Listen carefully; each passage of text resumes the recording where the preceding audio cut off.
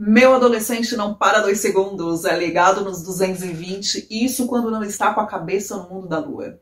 Se essa é a sua realidade, quero te apresentar o TDAH, um transtorno neurobiológico que afeta crianças e adolescentes e tende a ter uma predominância 3 vezes maior nos meninos, mas não isentas meninas. No vídeo de hoje, você vai compreender o que é o TDAH, quais as categorias, as causas, os sintomas e o que fazer caso seu filho apresente algum sintoma. Eu sou Thalita Cipriani, educadora parental e mãe de um adolescente com TDAH e dislexia.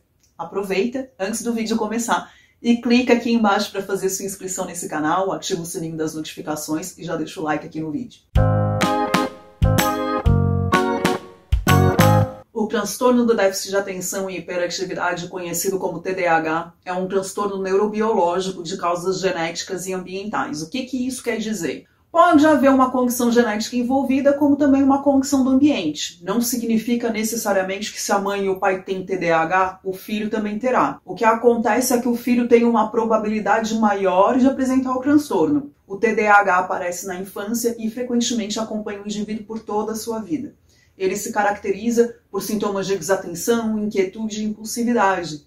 Alguns estudos apontam que as possíveis causas para o transtorno, além dessa predisposição genética e do ambiente potencializador, são também uma falha na estrutura e função cerebral, o funcionamento cerebral irregular. Tem se observado também que a nicotina e o álcool, quando ingeridos na gravidez, pode causar alterações em algumas partes do cérebro do bebê, incluindo aí a região frontal orbital. Pesquisas, inclusive, indicam que mães alcoolistas têm mais chances de terem filhos com problemas de hiperatividade e desatenção. Alguns estudos mostram também que mulheres que tiveram problemas no parto e acabaram causando algum tipo de sofrimento fetal tinham mais chance de terem filhos com TDAH, mas a relação da causa ainda não é clara. Crianças pequenas que sofreram intoxicação por chumbo também podem apresentar sintomas semelhantes ao do TDAH.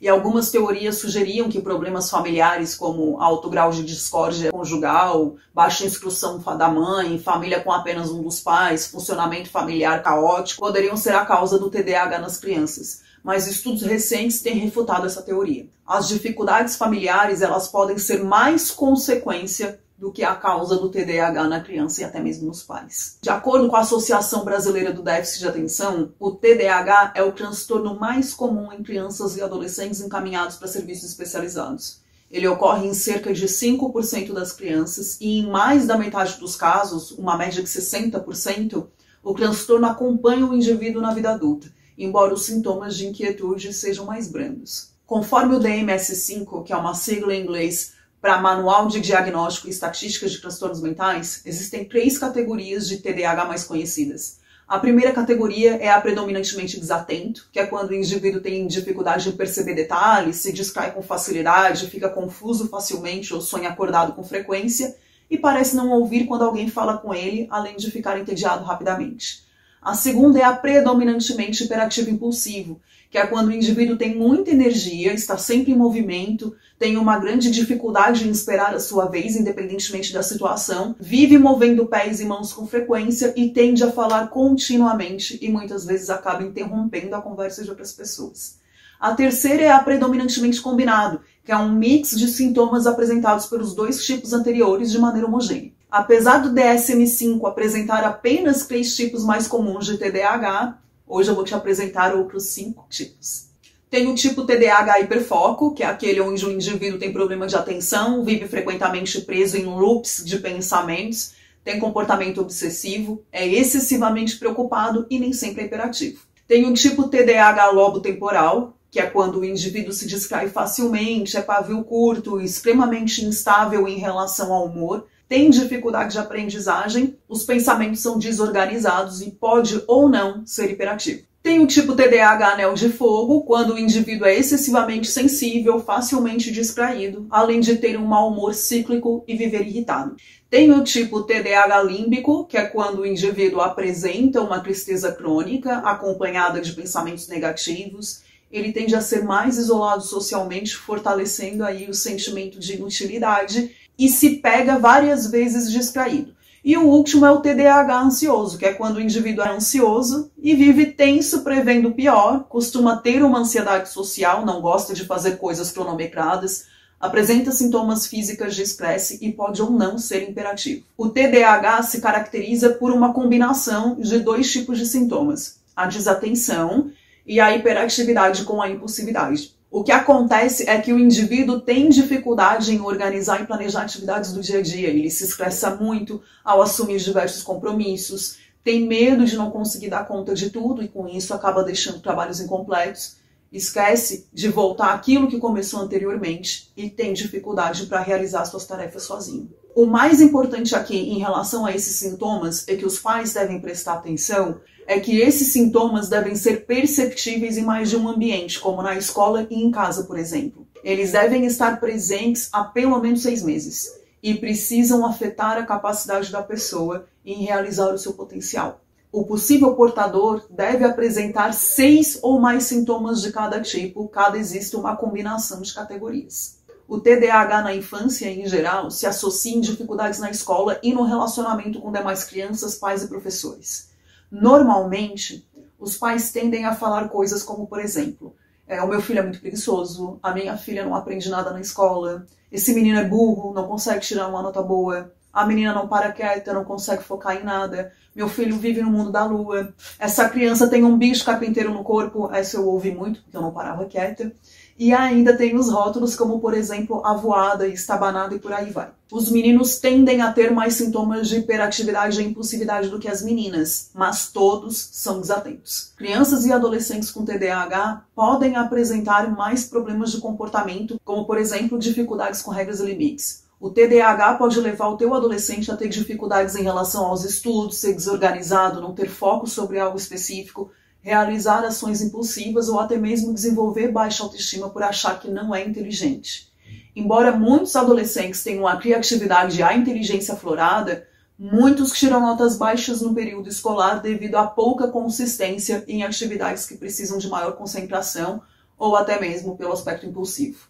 O que tende a ocorrer é que pessoas portadoras do transtorno apresentam outros distúrbios associados, como, por exemplo, a dislexia, o transtorno de ansiedade ou o transtorno de conduta. Podem apresentar também transtorno positivo desafiador, conhecido como TOD, depressão, transtorno afetivo bipolar e alguns tics. É importante frisar que os adolescentes apresentam menos hiperatividade que as crianças. Graças a Deus, né? Porque imagina ter que lidar com a hiperatividade e a rebeldia tudo junto. Ninguém merece.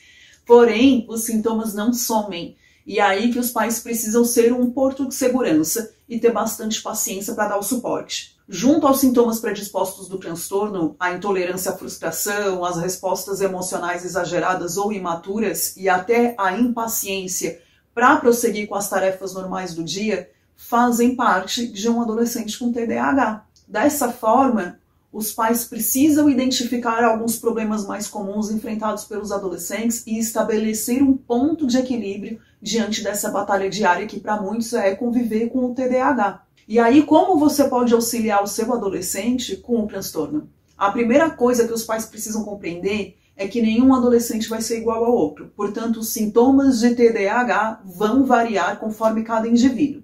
Então, relembrando aqui, você tem a falta de concentração, a desorganização, a hiperatividade, a distração, a impulsividade e ainda tem as mudanças hormonais, a vida social e o convívio familiar. Por isso, é tão difícil lidar com o transtorno, porque são muitos pratos para equilibrar. Existem 4 pilares fundamentais para o desenvolvimento psicossocial de qualquer indivíduo, mas que devemos dar uma atenção maior quando lidamos com os adolescentes. O primeiro pilar é a vida acadêmica, que caracteriza-se pelos relacionamentos sociais afetados, as notas baixas e o rendimento de aprendizado caindo. Nessa situação, você pode orientar o seu filho a manter um padrão de organização, seja por alarme, aplicativo, lembretes, quadro ou cronograma de estudos, post-its colado na parede, não importa. O importante é que tenha uma estrutura em funcionamento. O segundo pilar são os relacionamentos. Adolescentes com TDAH são mais suscetíveis a sofrerem bullying e criam menos amizades recíprocas. É importante que você encoraje o seu filho a conversar sobre os seus medos, conflitos e as amizades com você ou com outro adulto.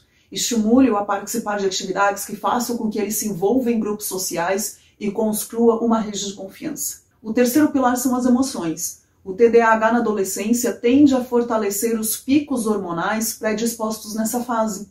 sendo que a impulsividade se aflora muito mais diante das situações frustrantes que os jovens vão presenciando. O ideal aqui é que se faça a estimulação do senso crítico do seu filho, apresentando ao seu adolescente algumas situações comuns e que podem ser gatilhos para atitudes impulsivas. Oriente o seu filho sobre como agir, sobre o modo de pensar perante determinada situação e apresente algumas situações rápidas. O último pilar são as ações de risco. Jovens com TDAH, segundo pesquisas, demonstram maior interesse pelo uso de drogas lícitas e ilícitas e buscam uma vida sexual mais cedo, comparado aos jovens que não têm o transtorno.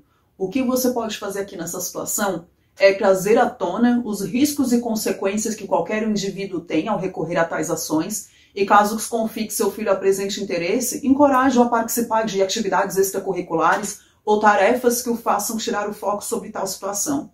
Para compreender melhor sobre esse problema, sobre o uso de drogas na adolescência e prevenir o seu filho sobre o uso e como agir, clica no card aqui em cima e assista ao vídeo que eu tenho aqui no canal sobre o uso de drogas na adolescência. Em adultos, quando falamos sobre TDAH, ocorrem problemas de desatenção para coisas do cotidiano e do trabalho, assim como a memória também é afetada, porque muitos são esquecidos.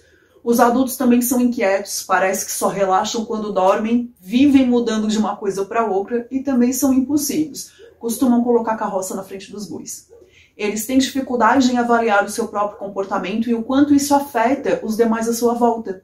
São frequentemente considerados egoístas e têm uma grande frequência de outros problemas associados, como o uso de drogas e álcool, ansiedade e depressão.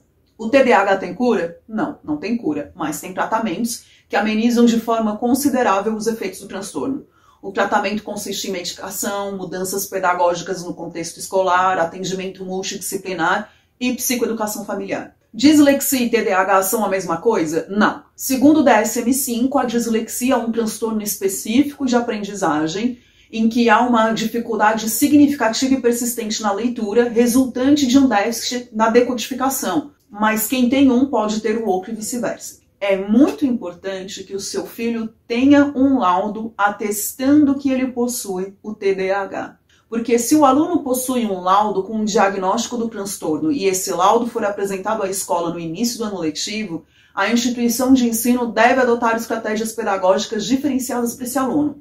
No último dia 30 de novembro, foi sancionada e publicada a Lei Federal número 14.254, que assegura o direito aos educandos com dislexia, transtorno de déficit de atenção com hiperatividade ou outro transtorno de aprendizagem. De acordo com a norma, o poder público deve desenvolver e manter programa de acompanhamento integral a esses educandos, o que contempla desde a identificação do transtorno, diagnóstico, apoio educacional e terapêutico nas escolas. A obrigação de garantir o cuidado e a proteção do educando com tais transtornos é direcionada às escolas da educação básica das redes públicas e privadas. Nesse sentido, a lei assegura acompanhamento específico relacionado à dificuldade do aluno pelos educadores e na escola onde está matriculado em parceria com o sistema de saúde. Cabe ainda ao sistema de ensino disseminar informações e capacitar os professores da educação básica sobre os sinais do transtorno de aprendizagem e sobre como proporcionar atendimento educacional e de saúde aos educandos. O primeiro passo para compreender o TDAH é identificá-lo. Algumas pessoas, conforme o grau de seus sintomas, acabam deixando passar despercebido alguns sinais incomuns na sua rotina, desde a infância até a fase adulta. E é muito importante frisar aqui que o diagnóstico só pode ser realizado por um especialista, como um psicólogo, neurologista ou psiquiatra. Portanto, a qualquer sinal de que seu filho apresenta algum transtorno, procure por um especialista.